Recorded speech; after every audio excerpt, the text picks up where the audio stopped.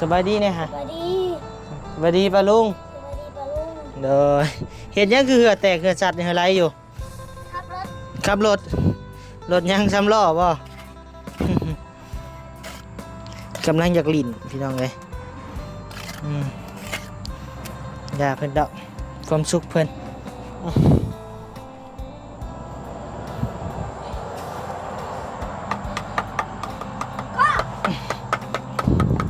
ใช่นี่เกือบบลม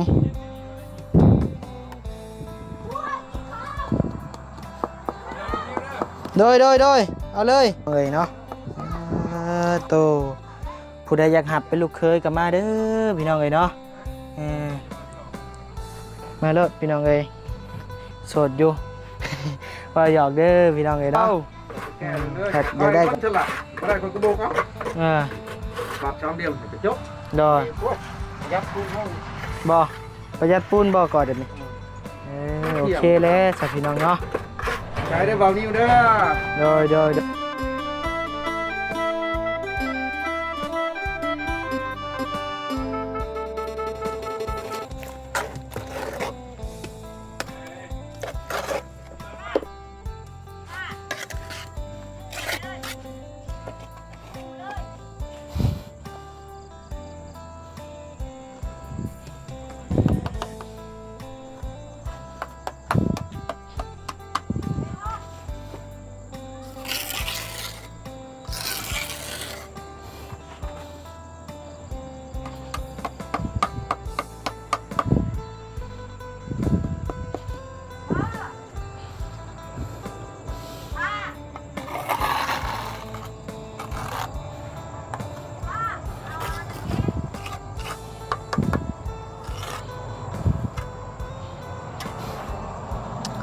เอาพี่น้องเลยเนาะโตเปิดคลิปเปิดภาพมาบัดนี้วันนี้ก็ขอกราบทักทายสบายดีพ่อแม่พี่น้องเด้อเนาะมาทุกผู้ทุกคนบอกว่าสิอยู่พังลาวพังไทยและก็ต่างประเทศเด้อพี่น้องเด้อเนาะเปิดคลิปเปิดภาพมาบัดนี้ก็ก่ออิฐก่อปูนเนาะพี่น้องเนาะโตซอยพอสร้างมันก่อนจักเล็กจักน้อยนะพี่น้องเนาะจักซื้อบ่ฮู้แหละได้บ่ล่ะ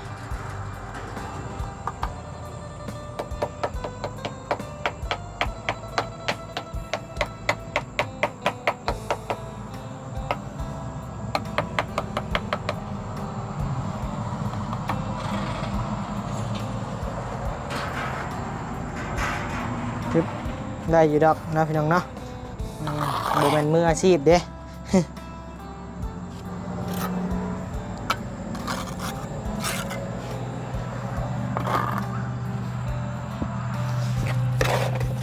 ก็ใส่เพิ่นพี่น้องเลยเนาะ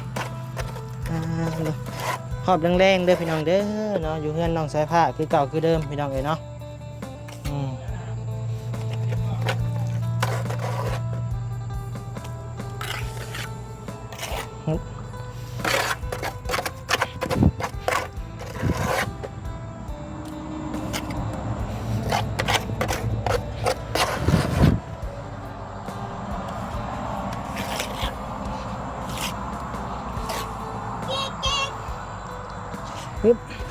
ใส่ผ้ามาให้เนี่ยมันสบายดีเนี่ยมันสบายดีปะลุงเนี่ยกิ๊กมาแล้วสบายดีเนี่ยฮะสวัสดีสบายดีปะลุงสวัสดีปะลุงเด้อเห็นยังคือเหือแตกเหือสัตว์ในอะไรอยู่ขับรถยังซ้ำล้อบ่ กำลังอยากลิ่นพี่น้องเลยอย่าเพิ่นดอกความสุขเพิ่น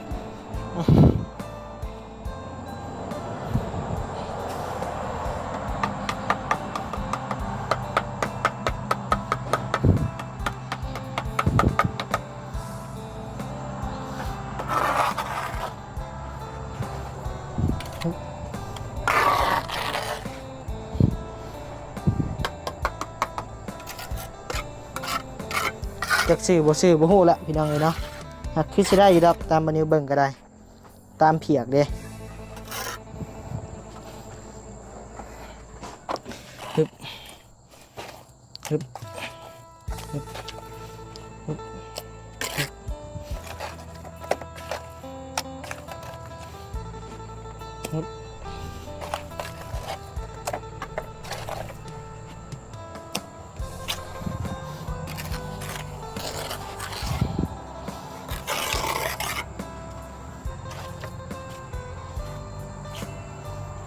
ซอยแล้วพี่น้องเลยเนาะพอดุดแห้งแล้วลงหน่อยนิดน้อยนึงพี่น้องเลยเนาะ ถือสิบ่ซอยหลายกับซอยเล็กน้อยพี่น้องเลยเพราะว่าบัดนี้กะสิมาซอยขมุกขมุมกะบ่ได้พี่น้องเลยเนาะวันนี้ก็ถ่ายคลิปให้พี่น้องได้เบิ่งหลายบอลหลายมุม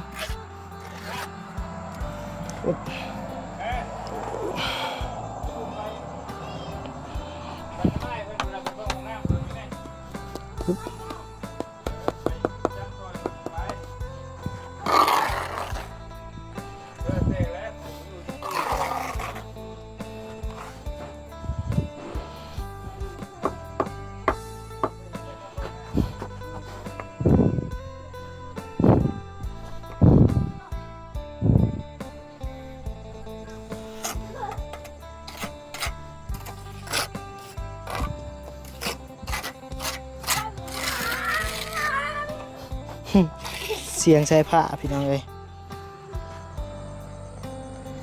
มาจับใคร rồi chăm nước sỏi ai ไอ้บัวบอกหนึ่ง bên bên con cả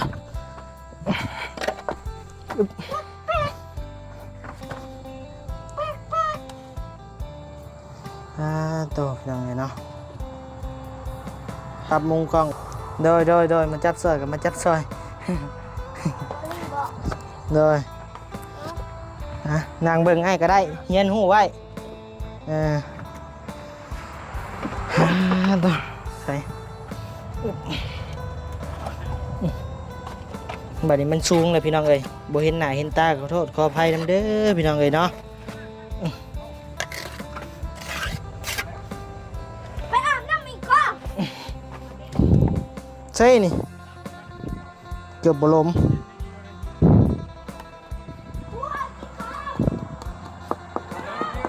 โดยเอาเลยทางเบาลีก็กินข้าวพี่น้องเอ้ยใช่พอได้เรื่องอยู่บ่นี่คักบ่ เก็บตามเปียกนั่นแหละ ชามีแล้วพี่น้องเอ้ยเนาะบ่แม่นสร้าง ได้แล้วทำแล้ว แหลมเลยพี่น้องเอ้ยลืมใส่ปูนเบื้องนี่แหละ ให้เต็มที่คือการ เพราะเบื้องนี้จะใส่ปูนตำลังก็ได้เนาะเอาลืมเลยเพราะว่าสมุดใส่เบื้องนี้พี่น้องเอ้ยเนาะหากบ่เป็นหยังดอก ตัวสั่นย้ายห่าง โดย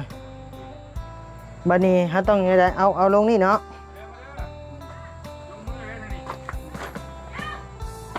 เอาตัวสั่นใช้เนาะ แม่นเอาตัวสั่น เด้นี่ เอามาตรงใส่ปูน นี่เนาะโอเคแก้วพี่น้องเอ้ย ปูนชิ้นนั้นกูเรียนเลยเหรอวะ โดย ไปเลย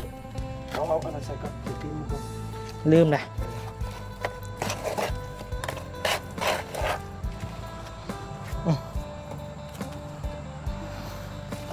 ใส่2 บาท 3 บาทปุ๊บตั้งกล้องมานี่เลย ได้อยู่ โอ้ทำแล้ว ได้บ่ฉันเป็นลูกมือได้อยู่บ่ ได้แล้ว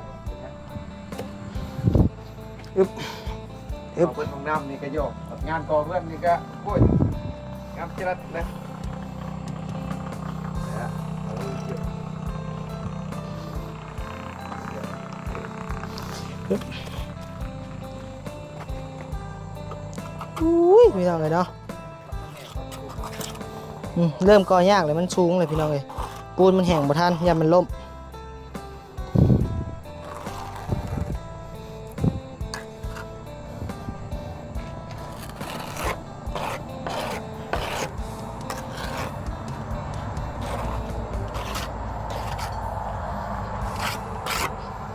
โอเคแล้วพี่น้องเลยซ้ำพี่เนาะ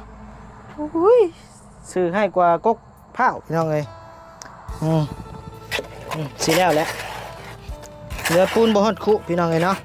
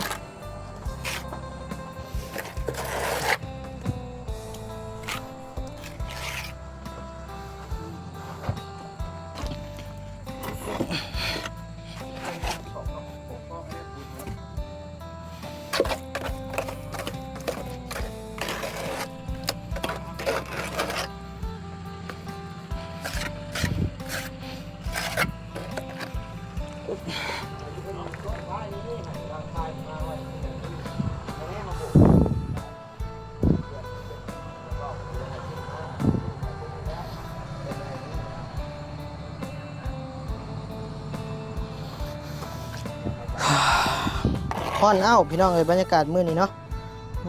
ต้องเรียกว่าฮ้อนเรียกว่าอ้าว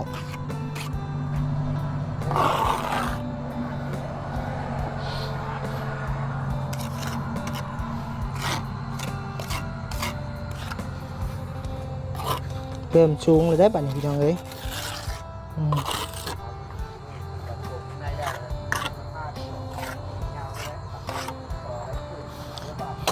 ปูนเมดแล้วบัดนี้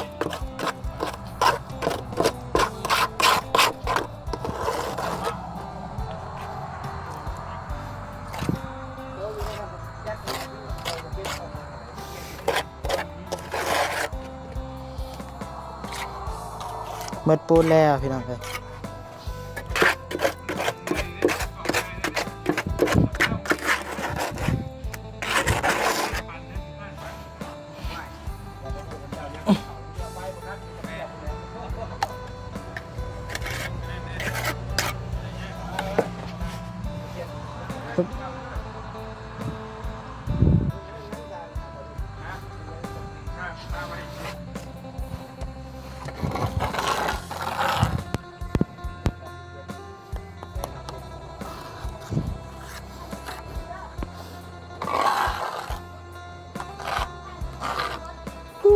พี่น้องเอ้ยแล้วเรียบร้อยเนาะยากพี่ช่างจำก่อเนาะพี่น้องเนาะใครอยากได้เป็นลูกเคยก็มาเอาเด้อพี่น้องเอ้ยก่อเฮือนก็เป็นอยู่พี่น้องเอ้ย ว่าหยอกเด้อเนาะเนาะเบิ่งก็พี่น้องเอ้ยเนาะผู้ซื้อจิตให้กว่าอันกบข้าวพี่น้องเอ้ยเนาะโตผู้ใดอยากหับเป็นลูกเคยก็มาเด้อพี่น้องเอ้ยเนาะมาเลยพี่น้องเอ้ยโสดอยู่ ว่าหยอกเด้อพี่น้องเอ้ยเนาะอยากได้ก็มาพี่น้องเอ้ยเนาะก่อเฮือนก็เป็นบ่มีแนวว่าวพี่น้องเอ้ยเนาะว่าวพอได้มวนได้หัวได้พี่น้องเด้อเนาะก็ได้อยู่บัดนี้ก่อกันเนาะซื้ออยู่พี่น้องเอ้ยหักเบิ่งผู้อยากขดๆหน่อยนึงบ่หรือแนวใดก็บ่เป็นหยังพี่น้องเอ้ยเนาะใช่พ่อช่างมาเช็คเบิ่งดูนี่ผ่านบ่มาใช้มาเช็คได้เนาะโอ้จะได้กี่ดอกได้เลยจะแป้งแม่โดยได้บ่พ่อฮะ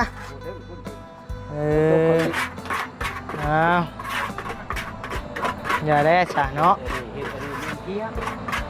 นี่ยังจะเจ้าวันเพียกตีนมาจะเบิ่งก็ตีนอย่าดอกเฮาบ่ได้ก่อประกวดเนี่ยแต่หัวมันเพียงเนาะตีนนี่บ่ตีนอย่าดอกเนาะพ่อบ่เป็นมืออาชีพเนาะไปแล้วดอกนี่แล้วก็บกขึ้นโบกกับบ่เห็นหยังแหละเอาเนาะพี่น้องเนาะได้ซำนี้ก็ดีพอแห้งแหละบ่นิวเนาะเพราะว่า10 ปีก็เท่านึงมันแข็งตัวเลยเขาคุ้มได้ประโยชน์ไปยันมันฮักเนาะพ่อเนาะเพราะว่าเฮาก่อสูงเด้พี่น้องเอ้ยมันบ่อนแห้งเนาะเฮาสิไปคุมมันหลายมันก็โพดนะประมาณ4ก้อนพักก่อนโดยอันนี้เฮาก่อมันเกินละ4ก้อนให้มันเพราะว่าจูนี่มันได้น้ำหนักก่อนโดยเพราะว่ามันบ่ได้แล้วบ่เอาโมเตอร์หัวใต้มันเหนื่อยแม่นอันนี้เฮาก่อภาพเดียวเลยนะโดยนี่เดี๋ยวครับป้าไม่ได้นี่อย่างเนาะเอาโกกันอีกโดย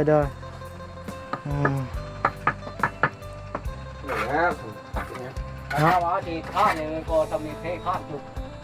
เขาโกกันเลย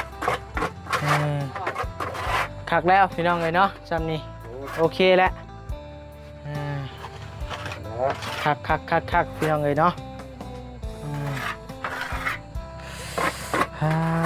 ต่อไปจ้างลูกน้องก็ยังไม่ได้งานทุกทีเลยตอนนี้บ่เอาแก้เรื่อยๆใครคนฉลาดอะไรคนกระโดดครับบาดช้ำเดียวไปจบโดยประหยัดปูนบ่ประหยัดปูนบ่ก่อนเดี๋ยวนี้โอเคแล้วสักพี่น้องเนาะ ใจได้เบานิ้วเด้อ โดยซอยกัน พอได้ผักสูบยาจะกอกก็ยังดี มันเท่าใจ เลย มาแรงให้เบารีเปิดเพลง บ่ ทักไปเด้อ อยากเต้นบ่ เดี๋ยวเอาหล่นเขาเปิดก็ได้ดอกมาเอาอันเพาะหาเนี่ยเอากระเป๋าเขาให้เนี่ยอยู่ถึง โอ้ขอบใจเด้อ โดยไปกันพี่น้อง ไปก็ไปเพื่อนเจ้าไปแล้ว มาโตพี่น้องเลยเนาะคำมืดตื่นตาพี่น้องเลยกินยัง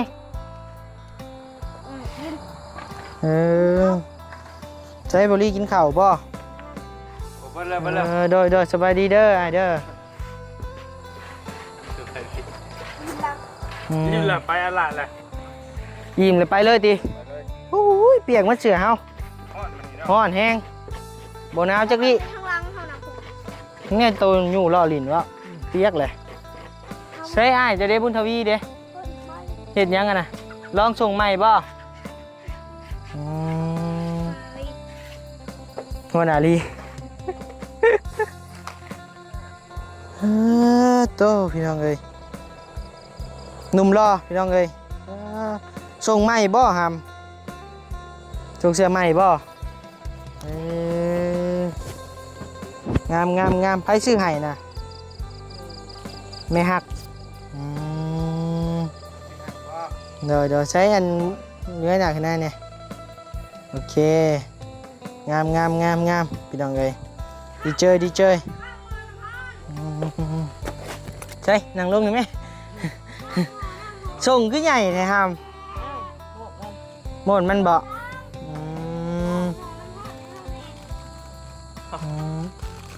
กินยังอีกแล้วนะ แต่ว่าตัวกระสีหัว ฮะ จะเอาตัวกระสี ตัวเพิ่นพาไปชื่อใส่ฮามดงเห็นผู้บ่ตัวไกลเติบเนาะเอื้อยแม่เพิ่นแม่ฮักเพิ่นที่ว่าชื่อหยัง นี่สุภาวดี แม่สุภาวดีเพิ่นเป็นคนไทยบ่เพิ่นเฮ็ดงานอยู่โรงงานน้ำตาลที่เพิ่นมาแวะเว้นนี่แหละพี่น้องเอ้ยในช่องบาวนิวชาแนลเลยเนาะพี่น้องเนาะฝากติดตามชมเป็นนำกันเด้อพี่น้องเด้อเนาะแม่ฮักเพิ่นมาแวะมื้อเช้านี่เนาะบาวนิวเอาลงอยู่ที่ช่องบาวนิวชาแนลเด้อพี่น้องเด้อเนาะเข้าไปเบิ่งไปชมนำกันพี่น้องเอ้ยก็ดีแล้วยังมีแม่ฮักเพิ่นเนาะอยู่เป็นคนไทยแต่มาเฮ็ดเวียกอยู่โรงงานน้ำตาลพี่น้องเอ้ยเนาะเพิ่นเห็นแล้วเพิ่นมาแวะเบิ่งก็ดีแหละเนาะยังไงไผน่ะ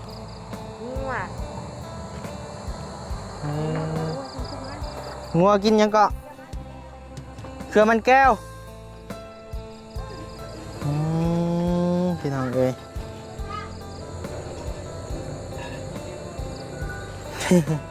เอาเนาะพี่น้องเนาะคลิปนี้บ่าวนิวก็สิได้จบเพียงสำนี้เด้อเนาะพี่น้องเนาะขอบมุกขอบใจ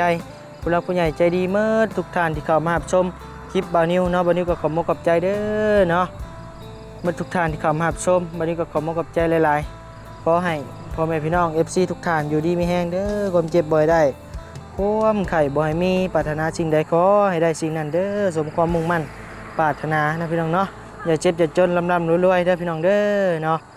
โดยฝากติดตามชมเป็นอาการในเด้อพี่น้องเด้อเนาะโดย